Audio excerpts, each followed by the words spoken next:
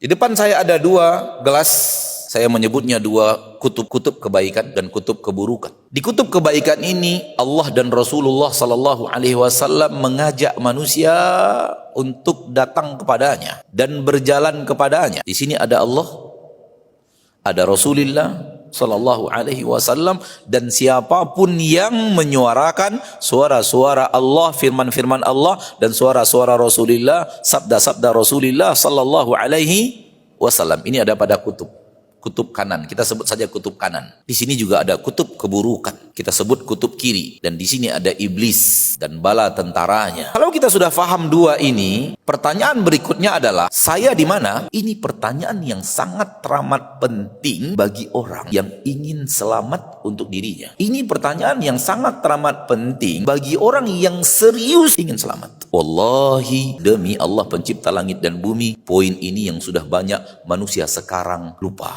atau lupakan. Karena diri engkau, wahai muslim, wahai muslimah, diri saya, diri kita semua antara ini. Tinggal lebih dekat kemana? Semakin dekat ke suatu kutub, pasti semakin jauh dari kutub yang satunya. Dan semakin dekat kepada kutub kebaikan, insya Allah akan mengalir dalam hidup engkau, wahai muslim dan muslimah, kebaikan-kebaikan dunia dan akhir. Hal yang sama sebaliknya, semakin dekat dengan kutub keburukan, maka akan datang kepada hidup kita keburukan dunia dan akhirat. Sebenarnya saya lebih dekat kepada kutub yang mana? Apakah kutub kebaikan yang tadi kita sebut dengan kutub kanan, Allah dan Rasulnya, atau kita justru lebih dekat kepada kutub kiri, kutub keburukan yang di sana ada iblis dan seluruh bala tentara? Nilailah dengan ikhlas.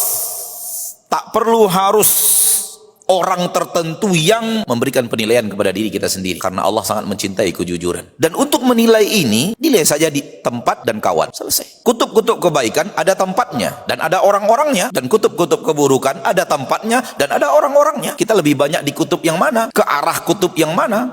Semakin dekat kita kepada kutub kanan, hidup itu semakin nyaman, hidup itu semakin tentram, hidup itu di dunia itu semakin teduh, hati kita semakin damai, jiwa ini semakin lapang. Berlaku sebaliknya, kalau kita lebih dekat kepada kutub kiri, kutub keburukan, hidup kita sengsara, hidup kita teraniaya, jiwa kita penuh resah dan gelisah, hidup kita tidak merasa nyaman, hidup kita tertekan, ada himpitan-himpitan yang tidak tahu bagaimana cara keluar dari himpitan itu, sampai orang kafir bunuh diri karena ingin keluar dari himpitan yang tak jelas, pada harta mereka melimpah. Dan himpitan itu datang dari mendekat ke kutub kiri. Ketenangan, ketentraman, kedamaian, kebahagiaan ini dunia dan akhirat. Bukan hanya dunia saja, bukan hanya akhirat saja. Innal abrara lafi naim, sesungguhnya orang-orang yang taat berada dalam kenikmatan-kenikmatan, kata para ulama, dunia dan akhirat. Wa innal fujjara lafi jahim, dan orang-orang yang berbuat dosa berada dalam kobaran api, kata para ulama, di dunia dan di akhirat. Dan kobaran api di dunia adalah kobaran api panas yang dia rasakan di dalam dadanya,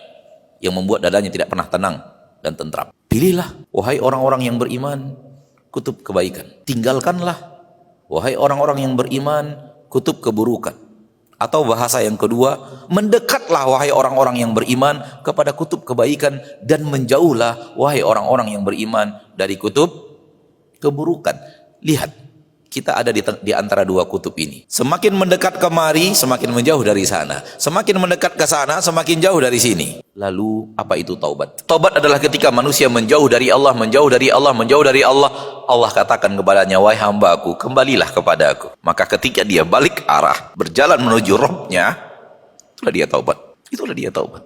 Anda kembali kepada Allah sebelum Anda dikembalikan kepada Allah, itulah taubat. Anda kembali kepada Allah sebelum Anda dikembalikan kepada Allah, itulah taubat. Suatu saat dan pasti semua kita akan dikembalikan kepada Allah dengan datangnya kematian. Jangan sampai ketika dikembalikan kepada Allah, kita belum kembali kepada Allah. Bahayanya menanti kita, petakannya menunggu kita. Kalau kita dikembalikan kepada Allah di saat kita tak kunjung kembali kepada Allah. Allah sudah turunkan Al-Quran sebagai petunjuk. Allah sudah utus Rasul untuk menyeru dan mempraktekkan hidup yang Allah inginkan dari kita. Wahai orang-orang yang beriman, silahkan masing-masing kita introspeksi diri masing-masing. Karena semua kita adalah makhluk yang berdosa. Namun tingkat dosa bervariasi antara satu orang dan yang lainnya. Dan bagi Allah variasi itu tak bermanfaat, tak ada gunanya, tak tak membawa efek apa-apa dengan syarat serius bertaubat. Itulah firman Allah di dalam Al-Quran surah Az-Zumar ayat 53. Sebanyak apapun engkau berbuat dosa, sebanyak apapun dosamu, menggunung sebesar apapun dosamu, jangan putus asa dari rahmat Allah. Innallaha yaghfirudz dzunuba jami'an. Allah akan ampunkan dosa semuanya. Semuanya. Wallahi semuanya. Dengan syarat kita taubat. Apa saja syaratnya taubat? Pertama, tinggalkan dosa itu. Tak ada namanya taubat kalau tidak meninggalkan dosa. Minta ampun kepada Allah hanya karena rasa sakit. Minta ampun kepada Allah hanya karena ketahuan. Minta ampun kepada Allah hanya karena dimarahi. Itu bukan taubat. Itu efek sakit. Dan Fir'aun pun punya sifat yang sama. Lihat Al-Quran. Kisah Nabi Musa dengan Fir'aun dan kaumnya. Ketika Allah uji mereka dengan rasa sakit. Bencana datang, wabah datang di negeri mereka. Datang kepada Nabi Musa. Ud'u lana rabbak. Mohonkan kepada Rabb wahai Musa. La in kashaf ta'anna rijala nu'minanna laka wa lanursilanna ma'aka bani Israil.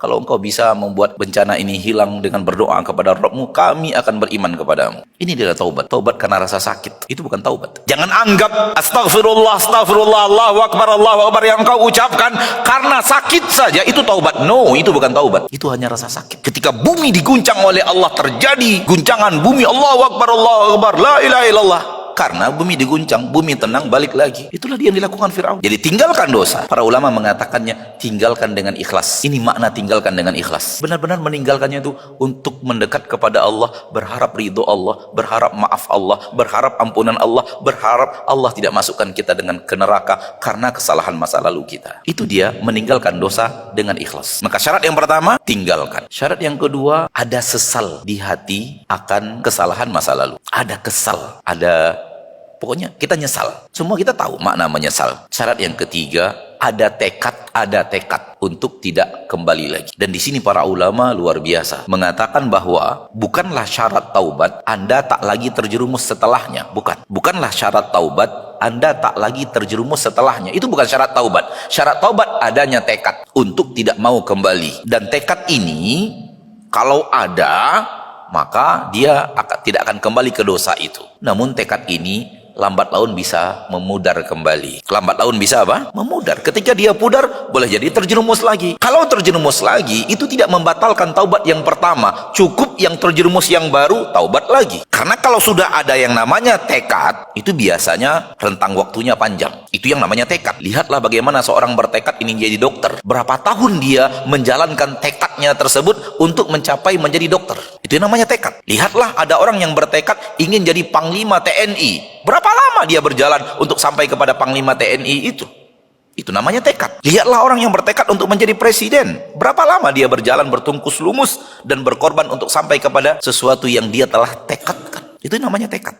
Ada sesuatu di hati, tekad azm, tekad yang sangat kuat. Ini 3 syarat. Ini 3 syarat taubat. Saya ulangi dengan ringkas.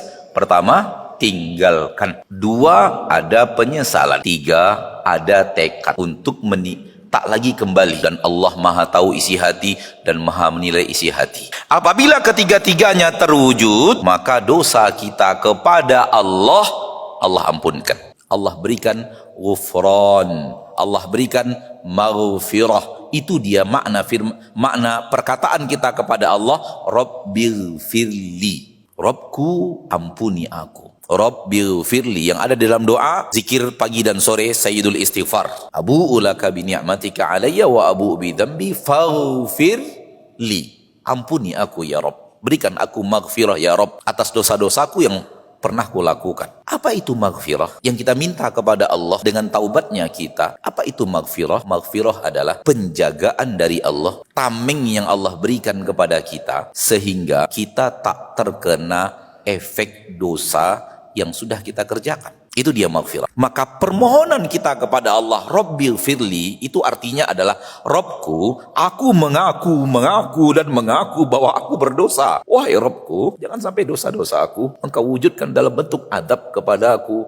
Bentengi aku dari efek buruk dosa tersebut. Itu dia Rabbighfirli. Syaitan masuk ke dalam hati kita dan bala tentaranya seolah-olah kalimat Rabbighfirli adalah menghapus kesalahan itu. Habis, nggak ada lagi kesalahan itu. Salah. Kesalahan tetap kesalahan. Kesalahan itu tidak hilang. Yang hilang itu bagi orang-orang yang diampuni Allah efek kesalahan. Yang dihalangi oleh Allah sampai kepada kita adalah efek buruk dari dosa di dunia atau di akhirat. Dan di akhirat efeknya lebih dahsyat. Kita tahu neraka semua efek maksiat. Maka dengan taubatnya seseorang minta ampun kepada Allah, bukan hilang dosa-dosanya. Tidak, dosanya tetap bertahan. Dosa adalah dosa dan tidak akan dihapus dari catatan malaikat. Dan akan kita baca di yaumil mahsyar dalam catatan hidup kita yang sangat rapi dicatat oleh malaikat raqib dan atid. Dosa itu tidak hilang. Namun kalau kita bertaubat kepada Allah Jalla wa'ala dengan taubatan nasuha yang serius seperti yang tadi kita katakan, kita benar-benar balik arah, putar arah, balik lagi ke kutub kebaikan. Setelah lama menjauh dari kutub kebaikan menuju kutub keburukan, aksi kita balik arah itulah yang namanya taubat. Mungkin kita mengatakan dalam perjalanan banting setir atau apa namanya, terserahlah apa namanya, balik arah, banting setir. Intinya adalah jalan kita rubah, tujuan kita rubah, arah tujuan kita rubah. Kalau kita tidak bertaubat kepada Allah Tabaraka wa Ta'ala sebelum kita wafat, maka sangat besar kemungkinan efek buruk daripada dosa itu menghampiri kita dan mengenai kita dan sampai kepada kita. Yang salah adalah kita sendiri, karena yang melakukan itu adalah kita. Suatu pekerjaan pengecut dan bukan pekerjaan laki-laki yang jantan kalau dia mau berbuat dan tidak mau konsekuensi perbuatan. Dan Allah sudah terangkan kepada kita, dosa dan maksiat konsekuensinya neraka. Berani berbuat maksiat itu artinya berani ke neraka. Udah selesai, tak lebih dan tak kurang. Segala keputusan di dunia ada konsekuensinya, dan bukan lelaki yang,